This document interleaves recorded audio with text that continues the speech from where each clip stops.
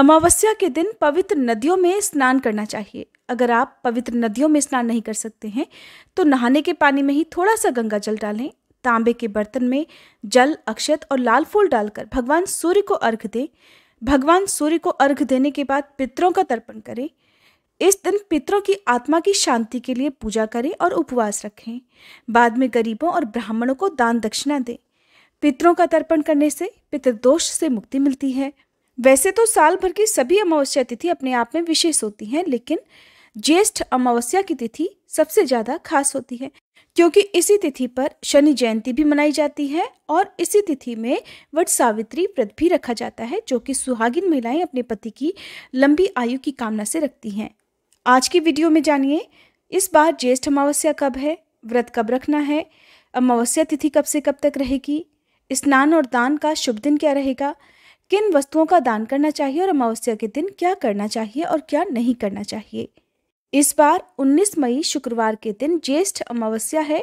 इसी दिन अमावस्या का और वट सावित्री का व्रत भी रखा जाएगा। शनि जयंती भी इसी दिन है। अमावस्या तिथि प्रारंभ होगी 18 मई गुरुवार की रात 9:44 से और समाप्त होगी 19 मई शुक्रवार की रात 9:23 पर। इसलिए अमावस्या का जो भी स्नान दान है वो केवल 19 मई शुक्रवार को ही किया जाएगा। अब जानिए इस दिन रहने वाले शुभ और अशुभ मुहूर्त के बारे में।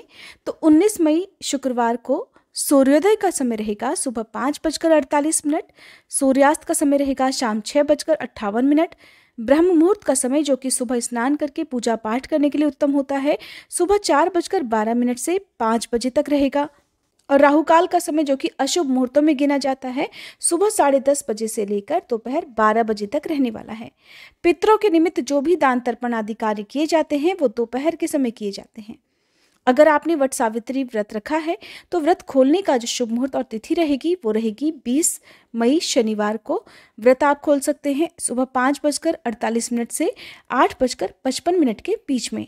अगर आपने केवल अमावस्या का व्रत रखा है तो अमावस्या का व्रत सुबह से प्रारंभ होकर शाम की पूजा करने के बाद ही समाप्त हो जाता है। हर साल ज्येष्ठ अमावस्या के दिन शनि जयंती भी मनाई जाती है। मान्यता है कि इसी दिन भगवान शनिदेव का जन्म हुआ था। शनि जयंती के दिन विधि विधान से पूजा करने से शनि दोष का प्रभाव भी कम हो जाता है।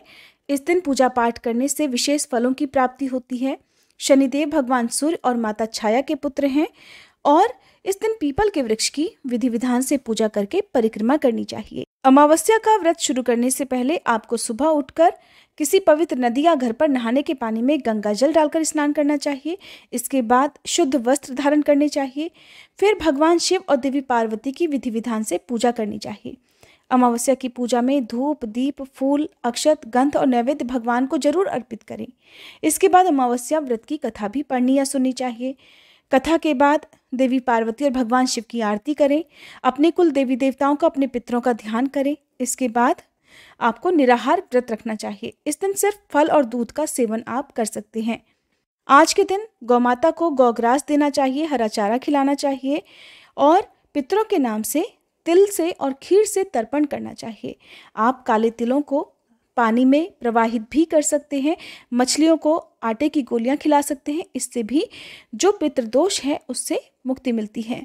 ज्येष्ठ अमावस्या का पुण्य लाभ प्राप्त करने के लिए आज के दिन आसपास शनिदेव के मंदिर में जाकर सरसों के तेल का एक दीपक जलाएं और अपने परिवार की सुख शांति की कामना से आप प्रार्थना करें। इस दिन घर पर आने वाले याचकों को आप कुछ न कुछ दान की सामग्री अपनी सामर्थ्य के अनुसार जरूर दें।